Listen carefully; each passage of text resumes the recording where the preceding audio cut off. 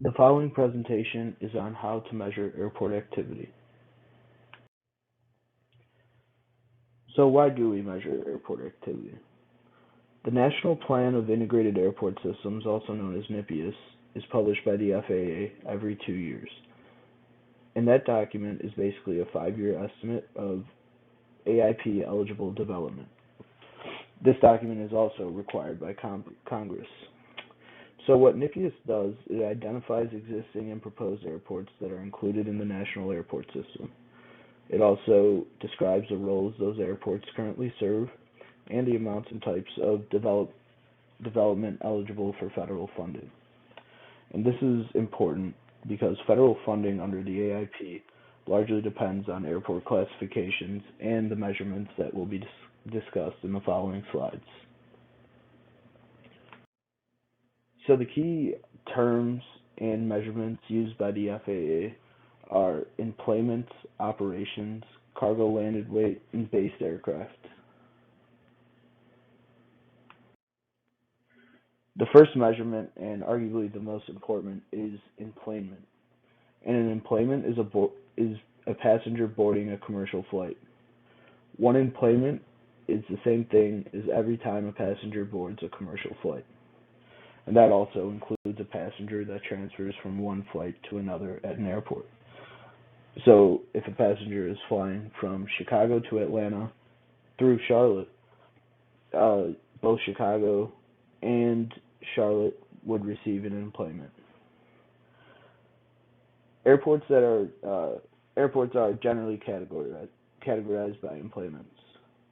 So commercial service airports are publicly owned with at least 2,500 annual passenger enplanements, and you can categorize these commercial service airports by primary and non-primaries. And so primary airports have more than 10,000 annual enplanements, and non-primary airports have between 2,500 and 10,000 passengers.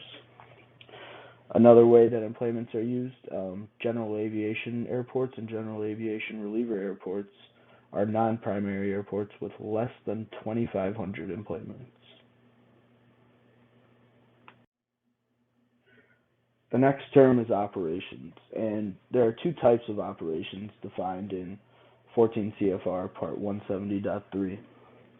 Local operations are operations performed by aircraft which operate in the local traffic pattern or within sight of the airport, are known to be departing for or arriving from flight in local practice areas located within a 20-mile radius of the airport, execute simulated instrument approaches or low passes at the airport. Itinerant operations are all other aircraft operations other than local operations. And that basically includes takeoff or landing operations of airplanes going from one airport to another that is at least 20 miles away. And one-way operations are used by NIPIAS is that one way to be eligible for a general aviation reliever designation is to have at least 25,000 annual itinerant operations.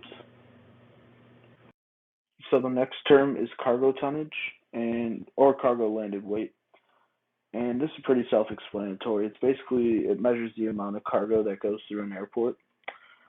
One way that NIPIAS defines cargo tonnage is by categorizing airports as a cargo service airport. So a cargo service airport is served by aircraft providing air transportation of only cargo with a total annual landed weight of more than 100 million pounds.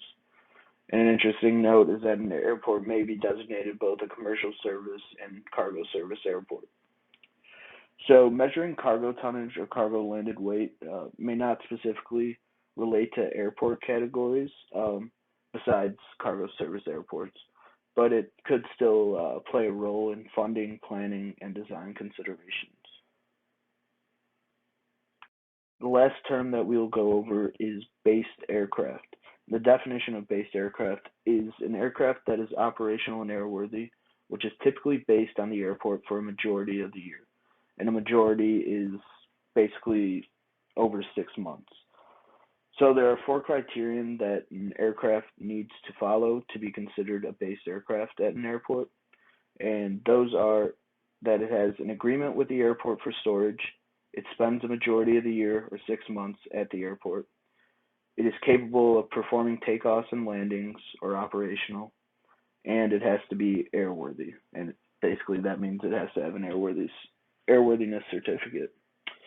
So this is not a primary measurement used by the FAA because it doesn't really gauge total operations. It gives you a good idea of obviously how many aircraft are stored there, but it doesn't really tell you how frequently they fly.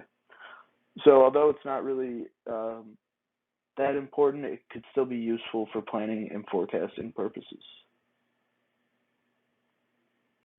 So here's a table that you can find in the current NIPIAS document, and it basically gauges the activity at NIPIAS airports. An interesting thing to point out to show the importance of these measurements is you can take a look at large hub airports here, which is only 30 of them, which is less than 1% of the total NIPIAS airports that you can see here. But these large hub airports account for over 71% of the total employments, 0.7% of all base aircraft, and over 13% of total operations. So although there's only 30 of these airports, they account for almost 30% of NIPIA's federal funding. So these measurements of employments, base aircraft, total operations, and you don't see cargo tonnage on here, but it's pretty important to take into consideration. They really show you how much funding needs to go into these airports, because a large hub airport should naturally receive more funding from a small hub or a non-hub airport that doesn't have the amount of employments, base aircraft, or total operations. So here's the first multiple choice question. One employment is defined as a passenger boarding a commercial flight. Question 2, a student practicing takeoffs and landings at Lafayette would be considered performing a local operation. Question 3, a student performing a practice flight from Lafayette to Chicago Executive, which is roughly 130 miles, would be performing a itinerant operation. Question 4, which of the following is not a general criterion of a base aircraft? The aircraft was bought from an FBO at the airport.